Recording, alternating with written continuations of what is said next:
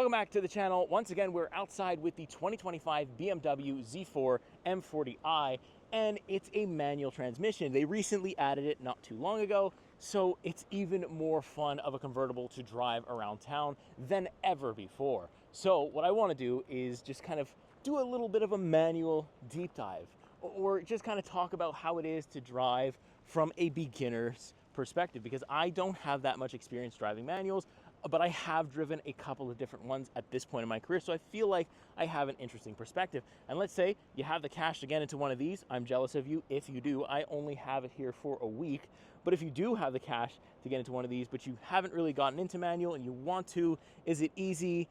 You know, how's the clutch pedal? How is the transmission to operate? All that stuff. How is it to drive and in traffic and stuff? All that stuff. We're going to talk about all of that here in this video. I'll mount a GoPro up. I'll kind of try to show you my shifting and everything like that I can. And yeah, so let's hop inside first. Let's actually look at the transmission. Let's look at the pedals, and we'll take it from there. Okay, so let's hop in first of all. I mean, that's what you do with every manual, correct? That doesn't change, or with every car in general. Look at this interior though. Oh my goodness. You're gonna want to check out my full POV review or living with video that's probably out on the channel right now if you really want to see in depth of everything in this car. Right now, today, we're just focusing on that manual transmission. All right, so now that I'm sitting down inside the Z4, we're greeted by our friend here, the gear shifter. I think Supra has a little bit more of an easier one. This one has a lot of resistance, a lot more than I felt in any other kind of manual that I've driven this year, and I've driven quite a few. This one is definitely the stiffest one, but it's also one of the more notchy ones that I felt as well. So what I also like though is it's got a really interesting rear lockout. So usually it's either push down, pull up on something, or it doesn't really have one at all, and you can just push it over. This one you got to put your clutch in, and then you really have to force it. Like, you see, I really have to like put some energy into that, and then you go up. So I'm never going to accidentally put it into reverse when I'm trying to go into first. First is right here, second is right here, third, fourth, fifth over here, and sixth. Very easy, and it's really notchy, so like you can feel it. Like, you can kind of see my hand kind of move, kind of vibrate. You can really feel the way that it's operating and the way that it is. So I really do like that. We've got the parking brake right here. It's electronic, so it's kind of easy to understand and operate. I do not mind it at all. Like, you really do get used to it, and it's got rev match downshift, so you're going to be very much helped out by that fact. Clutch pedal is, I don't know if I can get a good shot of it from where I am. It's kind of a lot of sun out. Okay, there we go. Clutch pedal is pretty easy to operate. You can see it's got a normal throw. It's not something like a BRZ that had like a really short throw. The clutch pedal here is a normal throw, very easy. Right around here, it's kind of focusing on my knee, but you can kind of see my foot there. Right around there, that's where I feel the clutch start to really engage and the car start to roll. Even like this, I feel quite a lot of resistance on the pedal, and it's almost all the way up at this point. So very easy to understand that. And so yeah, let's start it up. Let me mount my GoPro right here. I'll try to kind of make maybe a wide angle so that way you can see what I'm doing and how I'm shifting and stuff like that, to just give you a good idea of what this is going to be like. So let's do that. All right, so we're about to go for a little drive, and then I'm going to talk about the transmission, how easy it is to use. So I'm just starting off in my driveway here. So I'll put my clutch in, parking brake is already off. Really pull that shifter all the way to the side and make sure we can get out. Now the thing is, when you're backing out into it on a driveway, there's a kind of, and you've got a car next to you, you can't really see, but that's not really a manual problem. That is a small convertible problem. But once you get behind the wheel and you know how this thing's drives, it doesn't really matter. So anyways, let's get on our way here. Very easy to get it going. I felt the engagement point right away. Up in a second, very quickly. It gives you little suggestions of what gear you should be in. It's not the gear you need to be in. It's the gear that you should be in for like fuel economy. So it's usually, when I'm in comfort, it's usually always, telling me to go up in gear, but I don't necessarily always listen to that. Now, I have rev match downshifting on all the time. I don't ever take it off, even if I'm driving in sport mode, which I won't really right now because the engine is cold, so it's pointless. And also I noticed, like, in colder weather too, like, really I haven't noticed any kind of change in the way that it shifts. I mean, we're not talking winter yet, so I don't know if, like, in minus 20 weather, if you decide to drive it in that kind of condition, which I doubt a lot of people will. I don't know, I just feel like the colder it gets, it hasn't really made the transmission feel like weird. Like, I haven't had anything where it's like, oh, it's doing that because the transmission is cold.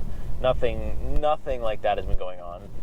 So see, now somebody's stopping in front of me. I'm gonna go around them, Downshift, easy enough to do with the rev match downshifting. If you're a beginner, the rev match downshifting is really going to save your life in a lot of scenarios. Like, you can learn how to do it, and the car, if you want to get more events, you can turn it off and then have a mode where you know it's off. You can configure your sport individual mode, so that way you know that it's not going to rev match downshift for you, and you can kind of practice, and then, you know, if you get into some heavy traffic or some situations where you need it, you just pop it right back into its normal mode and it will turn the rev match downshifting back on for you. So I do like that fact, and I think it's going to be really helpful for a lot of manual drivers. But look, I'm just sitting here driving the speed limit in 4th gear. There's really no issues. You know, if we approach slower traffic like I am right now, again, somebody moving out of the way, there we go around them, downshift, no problem. The rev match really makes a big difference there. You can also kind of feel when you've either held the clutch for too long, like especially when you're trying to drive this thing sporty, and you want to kind of be quick with it. Sometimes, even me now, I tend to hold the clutch a little long, and you'll just feel the revs build, but you won't get any speed. And that's kind of how you can tell that you're not doing it right, and you got to let go of the clutch a little bit more, and then it's going to do this jerk thing. But don't worry, because, you know, you'll get used to that with time. All of this stuff, like, you know, just, I think that goes with any manual. It just comes with time.